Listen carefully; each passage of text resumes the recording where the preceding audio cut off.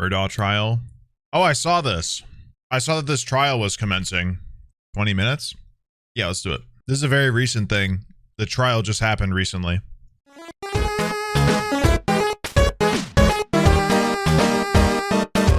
What bridge is this? Oh, what bridge? 911, where's your emergency? Hello? Police, fire, EMS. Hello? We're in a boat crash on Arthur Street. Whereabouts on Arthur Street? In Arthur Street, the only bridge on Arthur Street. We're in a boat crash. Okay, so you're at the... We have someone missing. It's a story straight out of a classic John Grisham murder mystery. The son of a wealthy, powerful family of attorneys in a small town in South Carolina was facing jail time in a suspicious boating death of a beautiful 19-year-old girl. But he never made it to court. Relax, bud. Just 3 days before his trial, he and his mother were murdered at the family's hunting compound. Then, 2 months after finding their bodies, his father was shot on the side of a country road. He survived, but his reputation didn't. Millions of dollars were missing from his family's law firm, God. And he was forced I clicked out. a link, my bad. But the story doesn't end I opened up a RuneScape quest guide by accident. there. In lowered voices, the Murdaugh name has been linked to 2 other deaths. A 19-year-old teenage boy mysteriously killed on the side of a highway. Then there was the Murdaugh's housekeeper. She died after a mysterious trip and fall at the family home. Was revenge a motivation for murder? Or can the suspect be found closer to home? Was someone trying to keep an old and powerful family's secrets quiet? In a story full of questions, only one thing's for sure. This is a family with skeletons. What do you say we open the closet? Gunzo?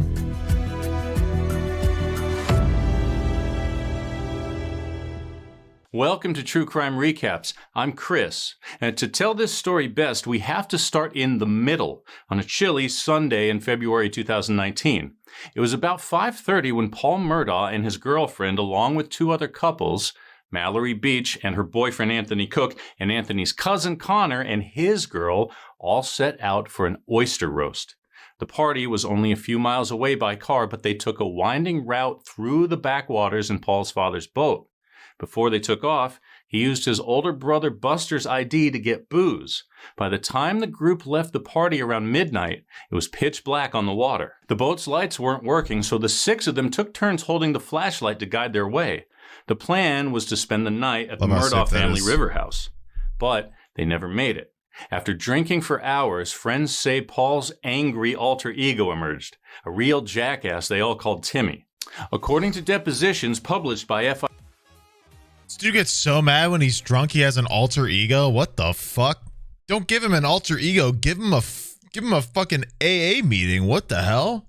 FITS News, you could always tell when he became Timmy. His eyes got wide as $50 without blinking. He holds his hands sprawled out and makes weird movements with his arms. And Timmy wanted to keep the party going. It was almost 1 a.m. when they docked again at the waterfront bar. Once again, I feel like this is something that would solicit, like, taking him to an Alcoholics Anonymous, not like giving him a name for his behavior. He and Connor got a couple of Jaeger and lemon drop shots while the rest of the group waited on the dock. What in the world, Timmy was feeling invincible. The boat was speeding up, flying through the foggy night, and the group was getting scared. When Paul's girlfriend tried talking to him, he slapped and spit on her, cussing her out, saying horrible things. She gave up and sat on the floor and covered her eyes. As for Anthony and Mallory, they were on the floor in the back praying and hanging on. They were going almost 30 miles an hour when they crashed into a concrete bridge piling. The impact threw all 6 of them into the water, but only 5 made it to land. A week after the crash, fishermen found Mallory's body almost 6 miles away. Now, who was responsible for her death? Who was driving the boat? And who would be brave enough to tell the truth? Anthony gave a statement to the local cops right after the crash. We're on the main road. You won't miss it. Get that motherfucker right there away from me. Bro, you fucking smiling like it's fucking funny. Sit down. My fucking girlfriend's gone, bro. You think it's fucking funny? Hope you what fucking hell. Sit down. The driver is the one with no clothes on, correct? to be honest with you. No clothes What you on? were getting mad at back there? He was in his drawers. He was the last one driving whenever I got down in the floor of the boat and held on my Boxers. girlfriend. Yes. So we need to know exactly who was driving. And that's, you said that was the last one you saw, so that's why I told them, because his ass will be responsible, okay? And Paul was driving, not Connor.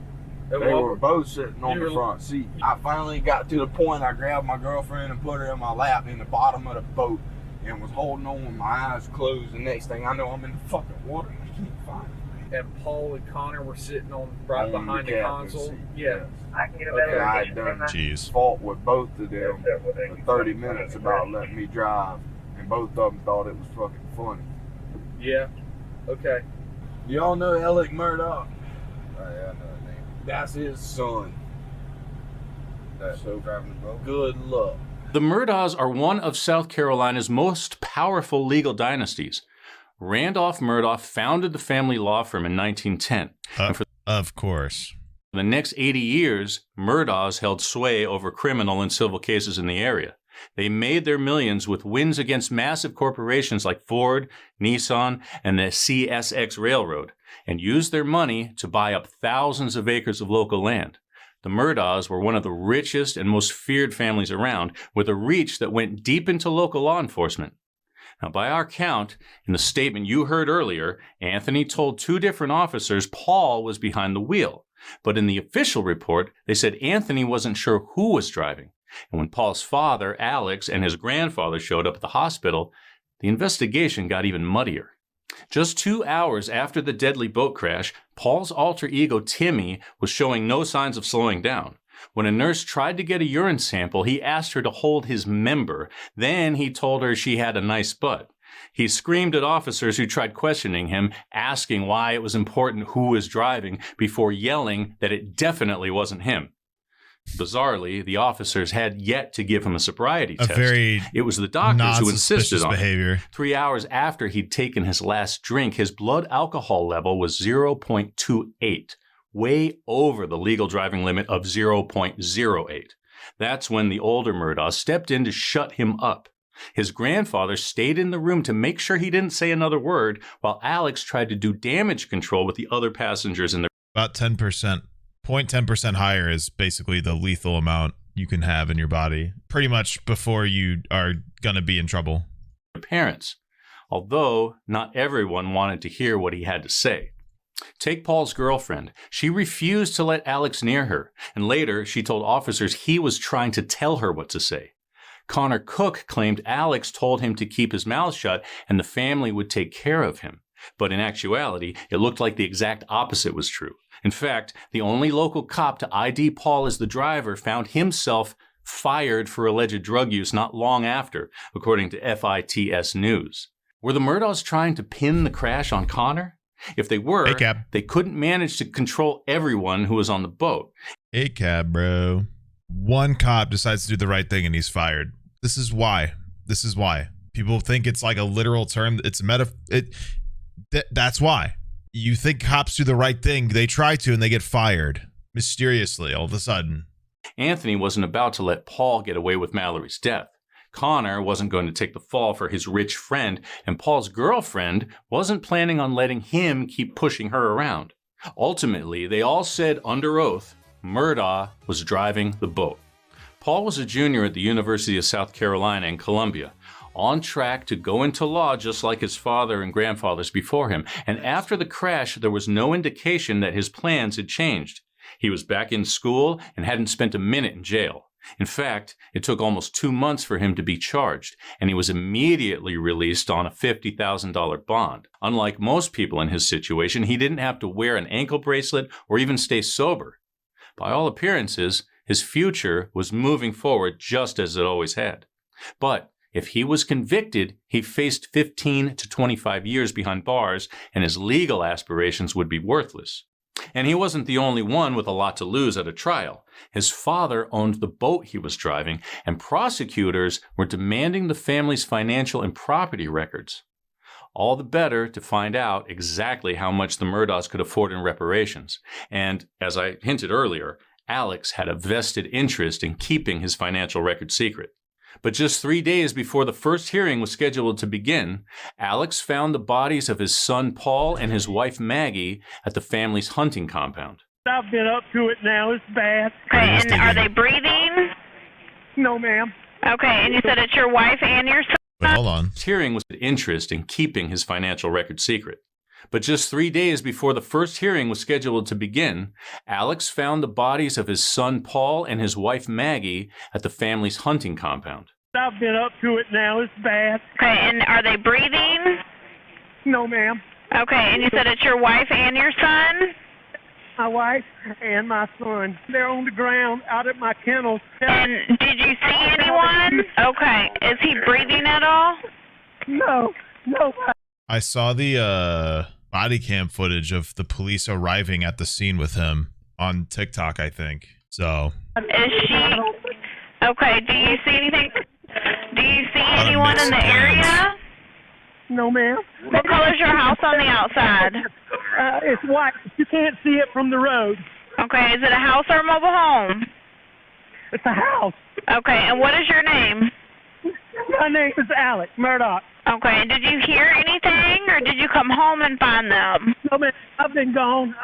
I just came back. Okay, and was anyone else supposed to be at your house? No, ma'am. Is he moving at all, your son? I know you said that she was shot, but what about your son? Turn it down, sorry. Nobody. The operator's They're not so getting fucking one loud of on the them mic. moving. And does anything look out of place? Not particularly, really. No, Double ma'am. CC, All right, sorry. I'm going back down there. I don't want you to touch them at all, okay? I don't know if you've already touched them, but I don't want you to touch them just in case probably they will. get any kind of evidence, okay? I'd already touched them trying to get to see if they were breathing. The 5,300 square foot house sat in the middle of 1,700 lush acres on a private Convenient. road far away from town. The Murdaugh family named it Moselle, but the locals called it Murdaugh Island. And interestingly, the island didn't even belong to Alex Murdaugh. Not technically, anyway. County property records published by FITS News say he sold the place to Maggie 3 days after Christmas in 2016 for the low price of $5 plus love and affection. So that's a good deal. But some sources say Cringe. Maggie wasn't holding up her end of the bargain. The marriage had reportedly been on the rocks since then. Did Maggie suspect her husband was up to no good? He was stealing from his law firm. Was the family fortune also missing money? According to Crime Online, before her murder, Maggie hired a forensic accountant to check the books. The question is, did Alex know? Since this story is still developing, answers are hard to come by, but here's what we know. Alex called 911 around 10 p.m. on June 7th, 2021. The coroner put Maggie and Paul's time of death around 9 or 9:30 that night. Pretty close timing, don't you think? Did he just miss the shooter, or is there something more vicious going on here? Alex claimed he had an alibi. He was with his dying father. Now, incidentally, his father passed away 3 days later. Alex claimed he got home to find his wife and son dead on the ground several yards away from each other, outside near the dog kennels. But here's the even stranger thing. They were shot with 2 different weapons. According to FITS News, Paul was shot in the chest and head with a shotgun. That is interesting. Maggie was killed with an automatic rifle, but nothing else appeared to be amiss. No robbery, no property damage, no suspects. Well, almost no suspects. The state police... Chat, what do we think is the likely answer when, like, this sort of thing happens and there's no other evidence of a different crime? Ghosts. Nice. Zoinks! Closest relative. Not necessarily, but an inside job for sure. I assume the police would immediately suspect somebody within the family or close to the family with access to the home. Because if this was just a normal criminal, why wouldn't they want anything? Like, this is a rich person's house. Why wouldn't they want anything in there? Unless it's somebody who either is motivated from whatever this guy did, or this, I think it's this one, or, you know, the dad. Immediately Clearly the pegged dad's being Alex postured a as person of the interest. culprit. Yeah. Before his extracurricular activities came to light, Alex Murdaugh was a partner in the family law firm, and he also served as a volunteer litigator in the prosecutor's office, where his father, grandfather, and great-grandfather had held top positions for almost 100 years. The family's private firm handled civil cases. If an investigation unfolded in the low country of South Carolina, a Murdaugh or a Murdaugh employee probably played some role in it. Except this one. Local cops called in the state police right away. A couple of months later, the local prosecutor stepped aside. Why? Because of a conflict of interest. Is that the first statement in a series of statements that leads to a surprise arrest? Investigators are being very tight-lipped, but something they discovered pointed them back to another death that's long been unofficially linked to the Murdaughs. That of 19-year-old Stephen Smith. Stephen was an openly gay teenager studying to be a nurse when he was found in the middle of a country highway on July 8, 2015. He died 15 miles from Moselle, the house where Paul and Maggie would be murdered 6 years later. But what exactly killed Stephen is still a mystery. Here's what we do know. A passing driver found his body around 4 a.m. His car had been left on the side of the road 3 miles away. The gas cap was open. So was he walking to buy gas? Could be, but his wallet was still in the car. At first, they figured it was a hit and run, but his injuries were strange. His head was brutally disfigured with a 7-inch hole on the right side of his forehead. Jeez. His right shoulder was dislocated and bent back behind his body, and he had cuts and bruises on his right hand. That's fucked. The rest of his body was uninjured, and his clothes didn't look like he'd been in an accident. His phone and keys were in his pocket. Even his shoes were still on, although reports say they were loosely tied, and he wasn't drunk or on drugs. A tox report came back clean. He was sober when he died. But how did he die? The coroner first called it death by shooting, which was more of a guess, prompted by his head wounds, but there was no gun or bullet shells or even any evidence to prove he'd been murdered where he was found. In fact, the lack of evidence was evidence that someone went to a lot of trouble to cover up what had happened. There wasn't even any shattered glass, car parts, or tire marks in the area. There was just nothing, which meant it was anyone's guess. And the cause of death was changed from a shooting back to a hit and run. Their theory was he was walking down the highway to get gas without his wallet, but okay, and the side mirror of a large truck or semi hit him in the head and killed him. Why wouldn't he have moved out of the way? Was it really an accident? Now, that's a question his friends and... He was on the side of the road and a semi's mirror hit him? God, the police sure are smart. So happy we have them and their investigative skills. Totally not influenced by corruption. And family have been asking for 6 years. As far as they're concerned, it was no accident. Did they even try? Probably not. But who? At the time, there were no official suspects, but the Murdaugh name was mentioned in more than 40 anonymous tips. According to police records obtained by FITS News, Paul and his brother Buster were 2 people the State Patrol were looking at. Buster and Stephen were rumored to be intimate, although that was never proven beyond a shadow of a doubt. It was hard to prove anything, really, since a lot of the evidence went missing. The DNA from his fingernails, the clothes he was wearing, even the rape kit they allegedly did. As his mother told FITS News, quote, the case was mysteriously bounced from investigator to investigator without reasons or notification. It would repeatedly get to a certain point, then the assigned investigator would bow out. Perhaps not wanting to take on Solicitor Murdaugh? No one ever was charged, but was the renewed interest in Stephen's case making someone nervous? Almost 3 months to the day his wife and son were shot dead, Alex became the 3rd Murdaugh to be shot. It happened on Saturday afternoon, September 4th, on the side of the road about 7 miles from the Moselle compound.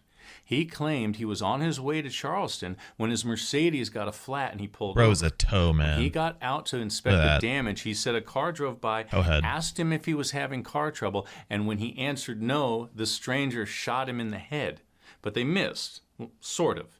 The bullet hit him, but it was more of a superficial wound than life-threatening. Oh, how lucky. He was able to call 911 That's crazy. himself. Then he said a good Samaritan happened by and called an ambulance. Oh, so lucky. Which led to Alex being airlifted away from the scene by a chopper before the police got there. It all seems a little... Airlifted away from a graze? Golly gee, how lucky for him. What are the chances? Little strange, doesn't it? Get the fuck out of here. He claimed to have spoken to the shooter, but couldn't offer a description. He claimed the tire was flat, so he pulled over. but the Mercedes was outfitted with no flat tires, the kind you can keep driving on for at least 50 miles, even without tire pressure. And here's something else bizarre. The tire didn't just run over a nail, it was slashed, and the knife belonged to Alex Murdaugh.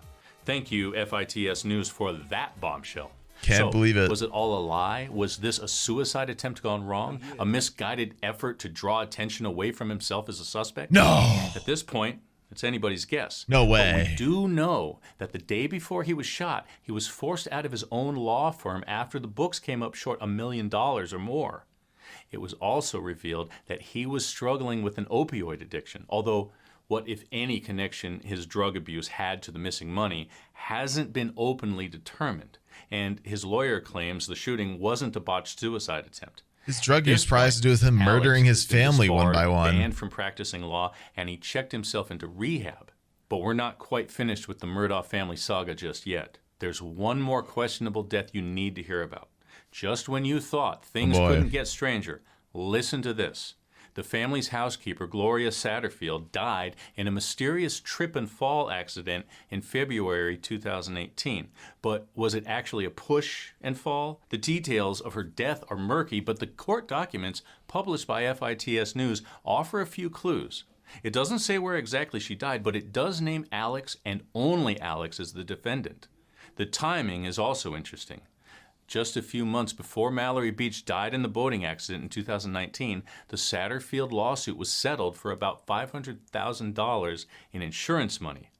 Now, I have to wonder if any other money from the Murdaugh personal bank account was offered, along with maybe a non-disclosure form. Did someone take revenge on the Murdaugh family? Reports say Mallory and Stephen's family members have given DNA samples to investigators, and so have the rest of the survivors from the boat accident. But this is a powerful family with almost a century of influence behind them. If revenge is the motive, maybe it has nothing to do with the recent tragedies and everything to do with the past.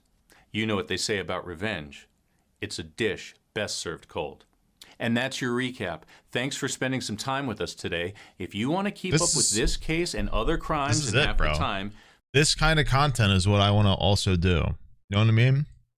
Wait, they reached a verdict on the Murdaugh case right now? Wait, verdict reached in Alex Murdaugh double murder trial 7 minutes ago. Holy shit. What timing? Now to breaking news in the Murdaugh murder trial. Closing arguments are over and jury deliberations are officially underway. No shot the jury he gets. Now working to decide the only way he would get innocent is if he or guilt corrupted the jury or wife something. Maggie and son Paul. There's no way. Our Brooke Butler joins us live from outside the Colleton County Courthouse. And Brooke, for a final time, the jury heard from both the prosecution and defense today. Yeah, Riley, the defense made its closing argument this morning, then the state gave a rebuttal, both sides hoping to make a lasting impression on the jury. The indictment's in and the jury may begin deliberating. After 6 weeks in this Colleton County courtroom, jurors are weighing the fate of disbarred attorney Alex Murdaugh. He's accused of killing his wife and son on June 7th, 2021. You'll be making one of the most consequential decisions that you will have ever made in your life. Closing arguments, the freshest thing on jurors' minds. We believe that we've shown conclusively that SLED failed miserably in investigating this case. During its closing on Thursday, the defense picked apart the murder investigation. Why did they never take DNA samples off of Maggie's clothes, Paul's clothes?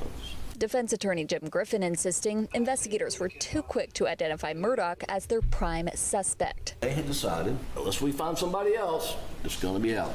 Griffin also accused the prosecution of fabricating evidence. No blood spatter, no GSR rain jacket that's ever been connected to Alex whatsoever, and there's no loaded gun. So we're left with the lie. He played previous testimony for the jury where witnesses talked about the relationships of the Murdaugh family. He loved her. He adored her. He then questioned two things. Why would Alex Murdaugh on June 7th execute his son Paul and his wife Maggie, who he adored and loved? How could he have butchered Maggie and Paul without leaving a trace of evidence within a matter of minutes? But the state got the final say Thursday during a rebuttal. They blame everybody but Alex. John Meadors insisted investigators were not too quick to be suspicious of Murdaugh, citing the questioning in this interview. Didn't rush to judgment. They were saying, tell me what happened. And Meadors again pointed out Murdaugh's decision to lie to investigators about being with Maggie and Paul minutes before their murders. He told his family, he told his friends, he told everybody, and they believed him. I wasn't down there. Why is that so critical? That's the time of death. That's when it happened. And Brooke, ahead of closing arguments this morning, a juror had to be removed.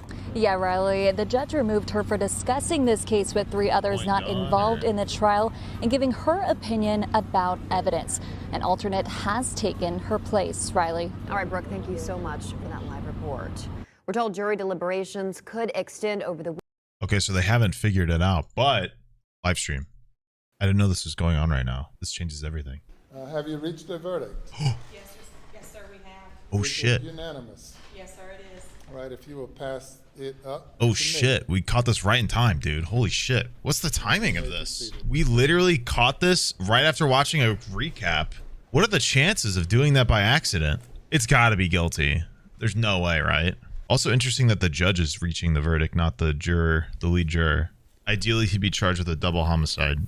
They'll probably give him second degree because it's hard to prove first without deliberate intent, like on something, like a note or an altercation that has, evidence. The State of South Carolina, County of Colleton, in the Court of General Sessions, the State versus Richard Alexander Murdaugh, defendant, indictment for murder. Bro is very guilty, tense.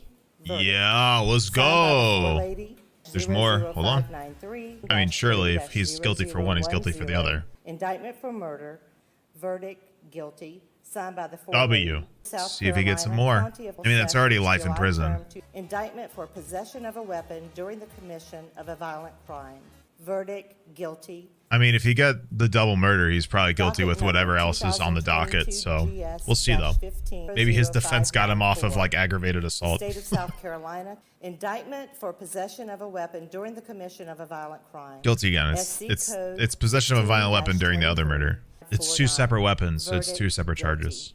Madam Forelady and members of the jury, if that is the verdict of each and every juror, please let it be known by raising your right hand. Unanimous. Which isn't that shocking, actually. They have to be unanimous.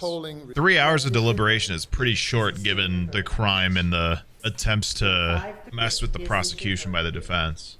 Do they have the death penalty in South Carolina? I don't know. Yes. In fact, the electric chair is the default method in South Carolina, which is not the norm.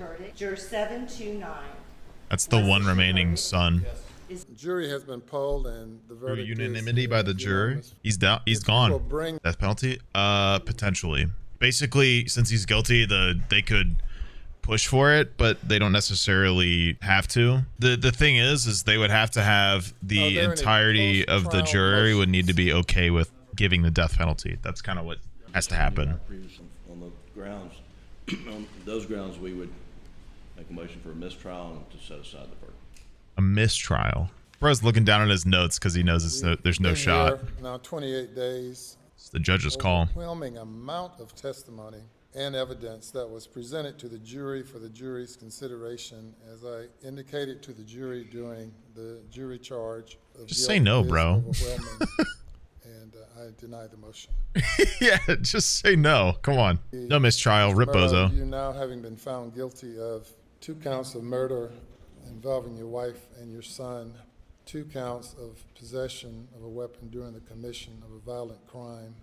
The burden now 40 years in prison easily. comes upon the court to impose a sentence. We will defer sentencing to a later date. Normal. Minimum sentence for murder is 30 years. The maximum sentence is life imprisonment. That's per count. So easily 60 years minimum.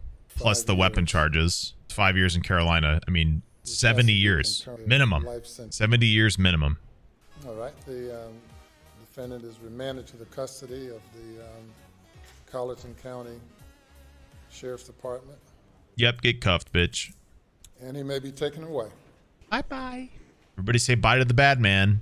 Oh, there was a replacement juror. Interesting. No, I haven't watched the documentary, but I've been keeping up with the case.